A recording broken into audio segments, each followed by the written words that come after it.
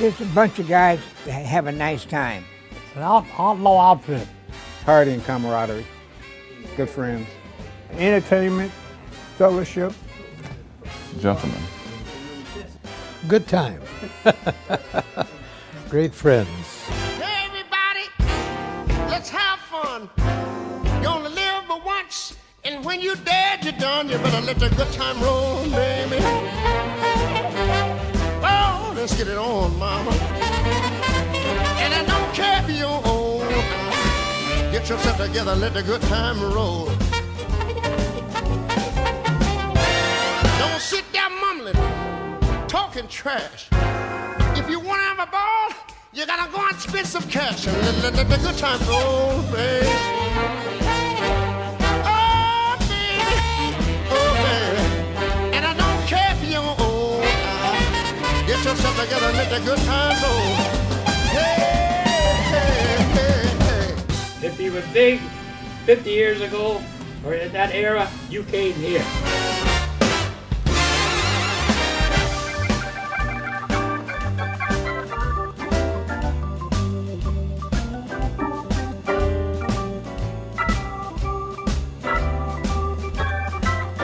It's just all about having a good time. And on these weekends, we basically party from sun up to sundown.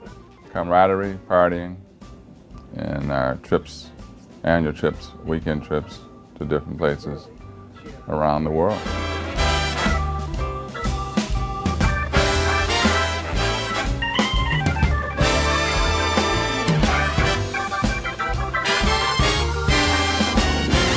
Hey y'all, tell everybody, Ray Charles in town. Got $1.25 and I'm just riding the cloud now. Don't let nobody play me cheap. I got a 50 cents more than I am gonna keep. I'm gonna let the good time roll. Oh baby, oh baby. And I don't care if you're old. Get yourself together, let the good time roll.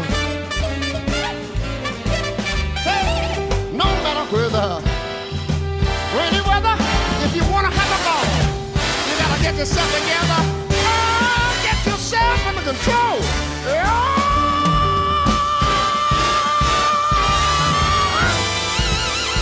Yeah. Well.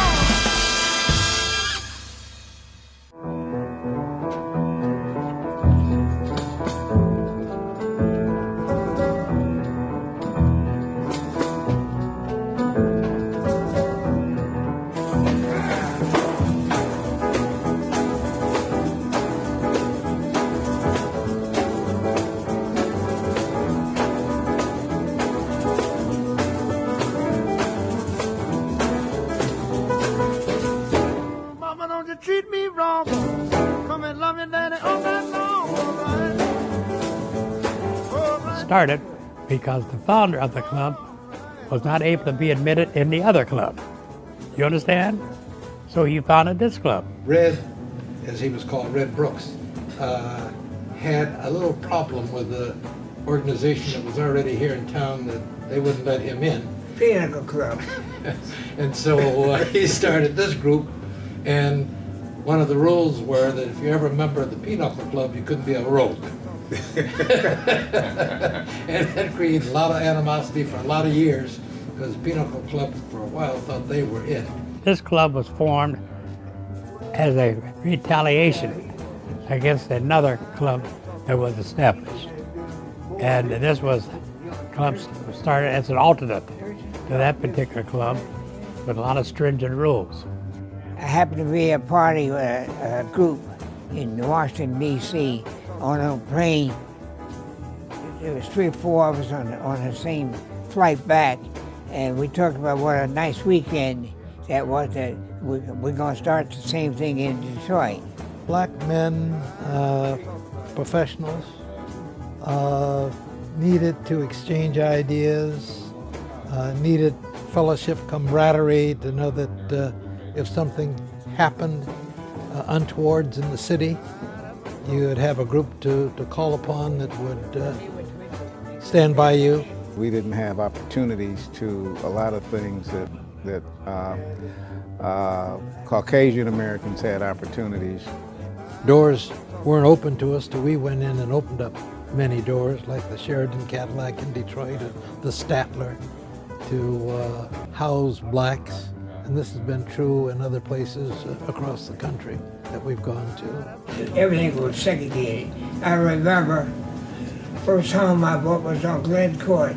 The owner said, at the closing, Mr. Jefferson, what you like about your block? No Jews and no niggas. So I got walked out. So what happened? He called and said, why did you walk out? And I told him, we don't use that word in my house. He called me the next day. I said, still no deal. Called me third day. He came down $3,000. I said, you got a deal. 60-some years ago, I remember like it was yesterday, I came to this, I was selling beer from Pfeiffer. I came to this place, came around to the back door. I came around there to see about something. They were one of my accounts. GHC is one of my accounts. And I never will forget a very distinguished looking man of color, someone like Mr. Pierce there, came to the back door. They sent for him, came in a tuxedo, and told me, you need not come back anymore. We buy some of your beer, we give it to the help. We don't drink, you know. Pfeiffer was a local beer. I guess they drank Schlitz or something like that. Not to come here. But you show you how the carousel turns around. The world turns around, spins, baby. I am the first man of color to join this club who paid from this pocket, paid from his own pocket. So that shows you, I went from the back door to the front door. I was the only business person in either one. The rest of them were either doctors and a few lawyers. And Dennis. And Dennis. Yeah. They were so busy that this was supposed to be a place for fun only. We don't care what have you. We aren't selfish. We might be board members of the NAACP, the Urban League, this organization, this political party or the other. When they got to the Rogues, it was going to be a fun organization and no business was going to be discussed. He started out, it was the fellows' night out on Tuesday night, each second or third Tuesday of the month, and they played cards, either pinochle or poker primarily, until Wednesday or Wednesday afternoon or sometime, because they had Wednesdays off. Successful professional person that has a history of doing things for the community and has a need for an organization as an outlet to do nothing, where any discussion of business is prohibited. We understand the importance of socializing, partying, and just letting our hair down.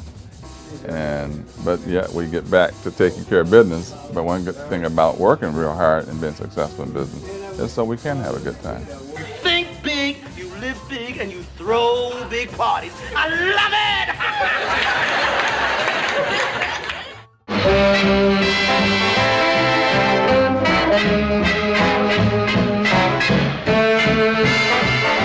We had the first big cabaret party at the Latin Quarter.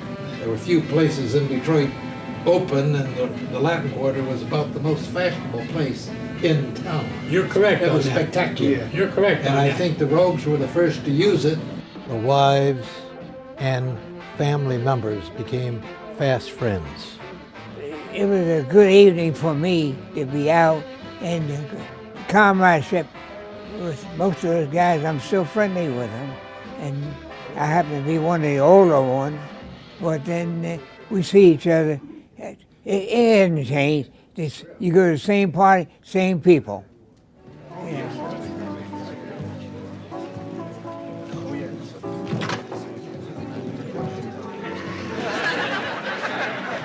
Wow. I bet ain't nobody here on the welfare. Gotta get my own tuxedo press. Got a silver button on my vest. Tonight I've got to look my best. Lulu's back in town. Got to get a $50 somewhere. Shine my shoes, slick my hair. Got to get myself a boutonniere. Lulu's back in town. There was comradeship, but there was a lot of disagreement about what things should be like, and things got sort of, how would I say, interesting at times, where the disagreement really got pretty heavy. I ain't talking to you. I don't care whether you hear me or not. But we started the Thanksgiving weekend. I'm sorry I brought you in the organization.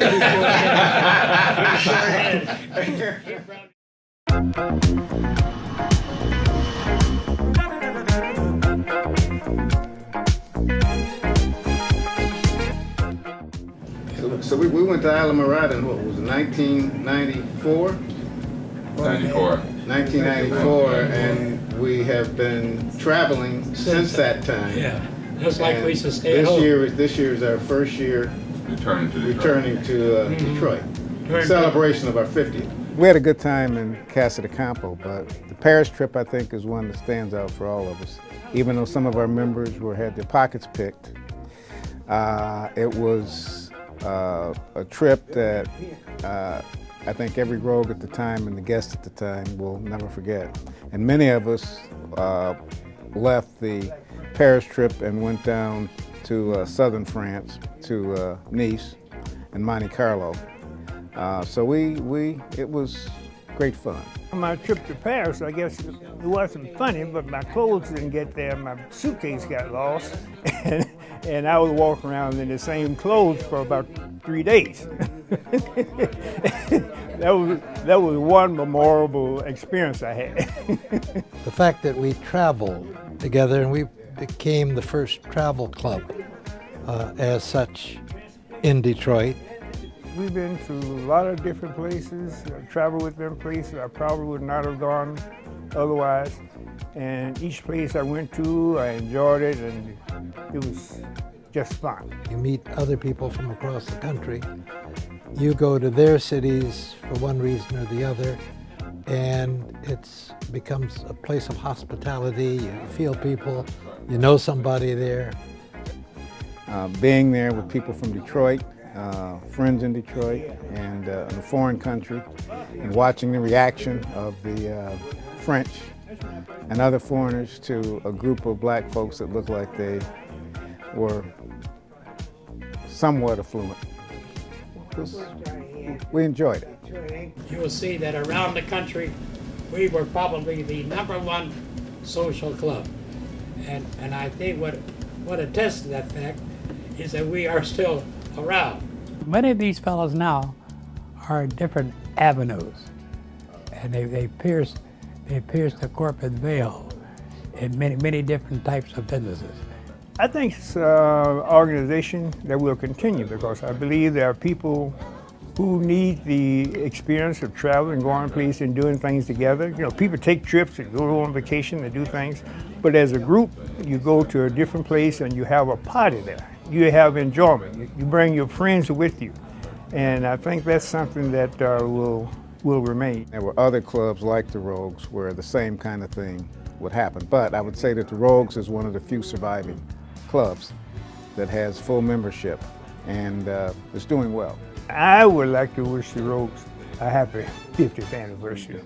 It's something that I'm sure most of the founders had not expected to be around for this period of time, I'm sure. It's continued to make changes, evolve, and I think it will continue to do the same. It's going to be a great evening, and I owe it all to you. I'm glad you put it that way, because after the benefit, I intend to collect.